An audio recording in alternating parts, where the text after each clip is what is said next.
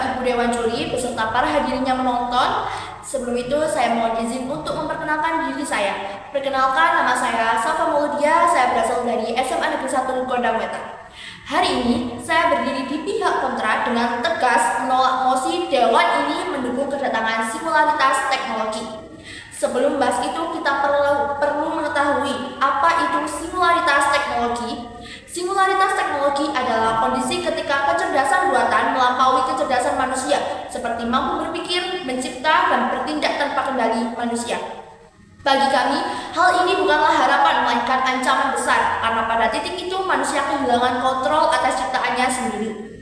Dewan Juri yang terhormat, sejarah mencatat setiap revolusi teknologi selalu membawa konsekuensi negatif di samping manfaat. Revolusi industri abad ke-18 memang meningkatkan produksi, tapi juga menimbulkan eksploitasi buruh dan juga kesenjangan sosial.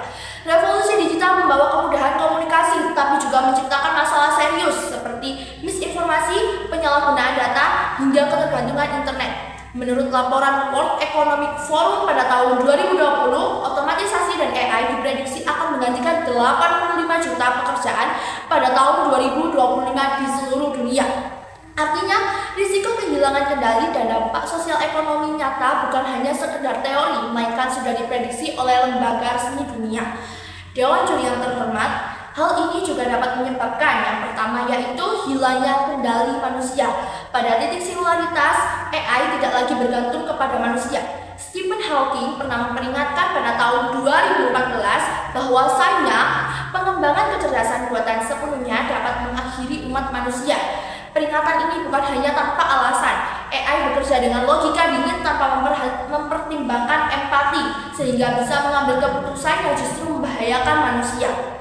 Yang kedua yaitu ancaman sosial dan ekonomi. Studi dari McKinsey Global Institute pada tahun 2017 menunjukkan bahwa hingga 30% pekerjaan di seluruh dunia digantikan otomatisasi pada tahun 2030, hingga bukan hanya soal buruh pabrik, tapi juga profesi bergengsi seperti dokter, akuntan, hingga pengacara. Jika singularitas benar-benar terjadi, kesenjangan ekonomi akan semakin besar karena hanya segelintir perusahaan raksasa yang mengendalikan teknologi, sementara jutaan masyarakat kehilangan penghidupan. Terlebih pada mereka yang menjadi buruh pabrik, mereka secara langsung akan terlengserkan atau biasanya kita menyebutnya dengan PHK. Yang ketiga yaitu resiko keamanan dan etika. Contoh nyata sudah ada pada tahun 2020, laporan PBB menemukan bahwa drone otonom digunakan dalam konflik Libya yang bisa menyerang tanpa dikendalikan manusia secara langsung. Ini hanya gambaran kecil bagaimana AI tanpa kendali bisa dimanfaatkan untuk peperangan.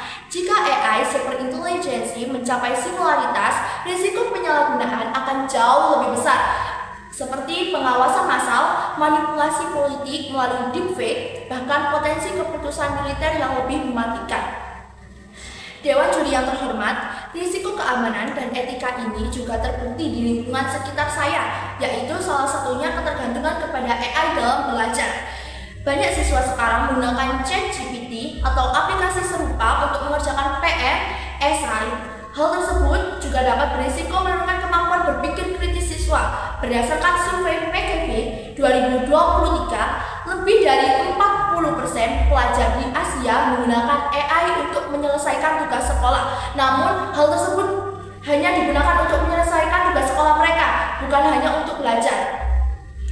Hadirin yang saya hormati beserta para Dewan Juri, singularitas teknologi bukanlah pintu menuju kemajuan, melainkan jurang berbahaya jika manusia kehilangan kendali. Dan data dari WEF, McKinsey, hingga peringatan ilmuwan dunia menunjukkan bahwa risiko nyata, jutaan pekerjaan hilang, kesenjangan sosial melebar, AI bisa disalahgunakan untuk peperangan dan bahkan mengancam eksistensi manusia. Oleh karena itu, kami dengan tegas menyatakan Dewan ini menolak kedatangan singularitas teknologi. Sekian dari saya, terima kasih.